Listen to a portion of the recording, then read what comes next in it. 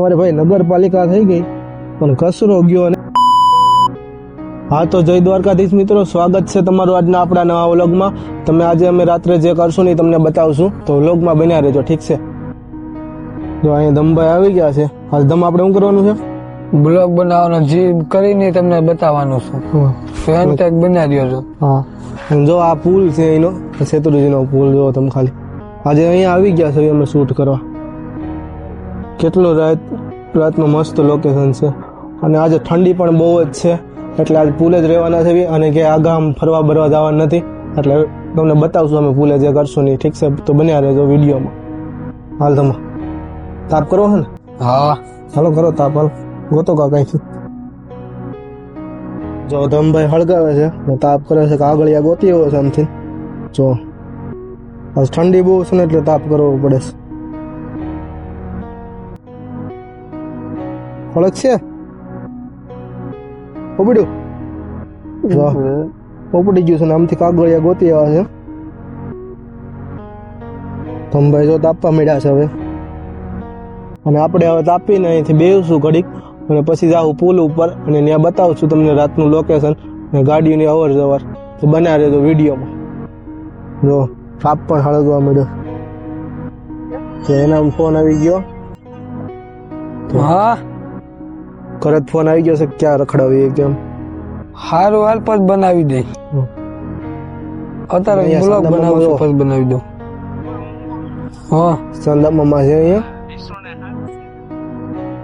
અને અહીંનો આ નીચેનો પુલ છે. અહીંયા આ લોકેશન છે, નીચેના પુલનું લોકેશન છે. ધમભાઈ ફોન પૂરો થઈ ગયો હવે, અને હવે તાપવાનું જ ઘડી અને પછી આપણે જવાનું છે પુલ ઉપર. ત્યાંથી થોડાક વિડીયો બનાવશું શાયરી બાયરીના, પછી ઘર બાદ જાઉં ઘરનો વિડીયો બતાવશું તમને. અત્યારે કાંઈક મજા આવી જાય. ઠંડી હતી એટલે તાપી લીધું છે. એનું લોકેશન સરમબાગી એક નંબર. રાતનું લોકેશન જો, અને અહીંયા ધમ્મો જો ઉભો રહી ગયો, અને અહીંયા આજુ તો જો સ્વામિનારાયણ બાબાનું બોર્ડ મારી દીધું છે. સ્વામિનારાયણ બાબાનું બોર્ડ મારી દીધું છે અહીંયા, અને આ પુલ છે. જો અમારે ભાઈ નગરપાલિકા થઈ ગઈ પણ કચરો ગયો નહીં ધારીમાંથી ભાઈ. જાહે પણ વાર લાગશે. જો એનો કચરો જો તમે ખાલી પુલ ઉપર. નગરપાલિકા થઈ ગઈ પણ કચરોનું હજી કઈ આમ તેમ નથી. કચરો વ્યો જાહે. અમારે જેવી કાકડિયા સાહેબને થોડીક વિનંતી કરેલી છે, એટલે આ બધી સફાઈ થઈ જવાની છે અહીંથી. તો તમે ખાલી રાત્રે બેસવાની એવી મજા આવે ને એની વાત જવા દો. હવે તો નાઇટ આઉટ બંધ થઈ ગયા, એટલે 10 વાગે એટલે બધી ગલ્લા ને બધું બંધ થઈ જાય, અને તે પછી બધું શું કહેવાય બધું એટલે બધું બંધ થઈ જાય છે અહીંયા જુઓ ઝાડવા નહીં.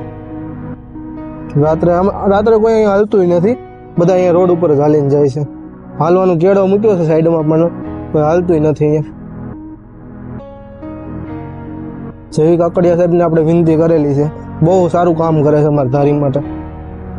તો તમે અને અહીંથી આ પાણી આ બધું દેખાય ને પાણી ભરેલું છે. જો 4 વ્હીલની લાઈન થઈ ગઈ છે. જો તમે ખાલી રાત્રે અહીંથી જુનાગઢ જવું હોય ને તો બહુ ઢુકડું પડે. તો આજના માટે એટલું જ. મળીએ કાલે એક નવો વ્લોગ. અરે વ્લોગ સારો લાગ્યો લાઈક છે ને કોમેન્ટ કરવા ન ભૂલતા, જેથી કરીને તમને આવા નવા વ્લોગ મળતા. તો મળીએ કાલે નવા વ્લોગમાં. બાકી બધાને ગુડ નાઇટ અને જય માતા.